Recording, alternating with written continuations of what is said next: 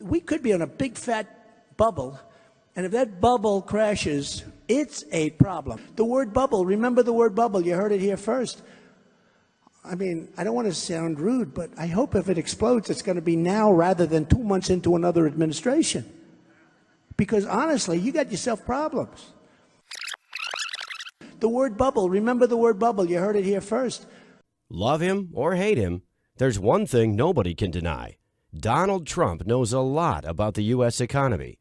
He's part of the 1% running this country and has built a multi-billion-dollar fortune. So, is the Republican frontrunner full of hot air again? Or is this a slip of the tongue from somebody who knows more than he's willing to share with the rest of us? The answer to this question will shock even hardcore liberals. My name is Charles Hayek, and I'm a retired economics professor. Most of my life, I've studied macroeconomics and the cycles of boom and bust in the global economy.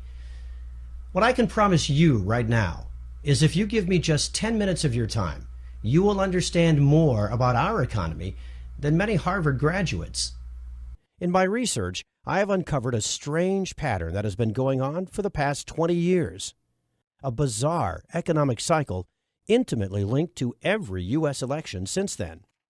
Right now, I will show you the hard facts that led me to this conclusion in plain and simple English, so that by the end of this video, you can make your own choice and be better prepared for what's to come. But to understand how this bizarre pattern works, we need to take a short look back at 1999. When the ball drops on the year 2000, it will be a momentous event for the world and for the U.S. economy, which is closing in on its longest expansion ever.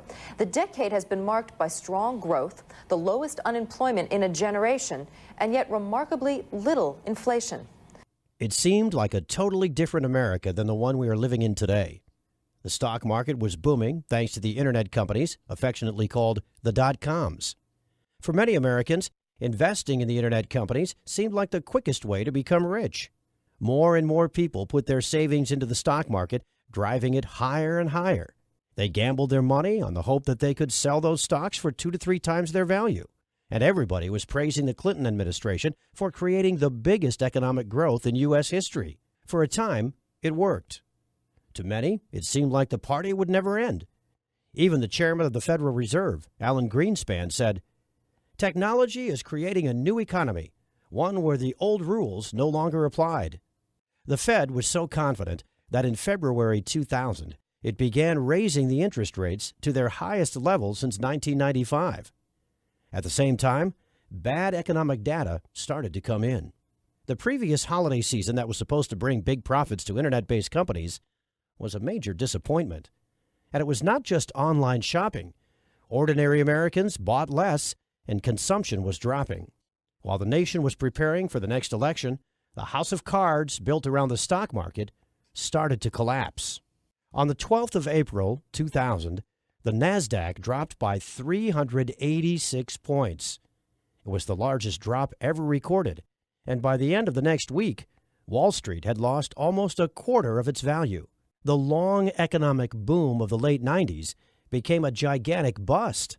Bush was entering office at a time when the NASDAQ had lost 60% of its value, erasing $7 trillion of American wealth. Clinton's economy grew on the back of the dot-com bubble, and now everybody was looking to Bush to get the economy going again. But before going any further, let's take a short step back and see what we can learn from this.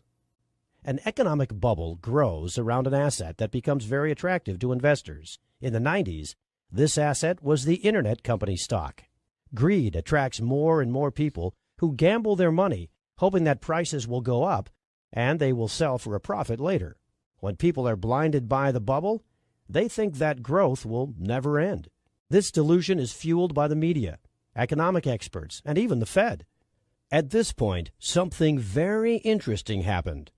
As the economy showed signs of slowing down, the Fed raised the interest rate. And, curiously, some months before the next U.S. election, the bubble bursts, creating massive economic pain. We now have a theory that we can put to the test. A bubble emerges and grows on low interest rates. Investors and speculators are down in, as the experts say. Everything is fine and growth will continue.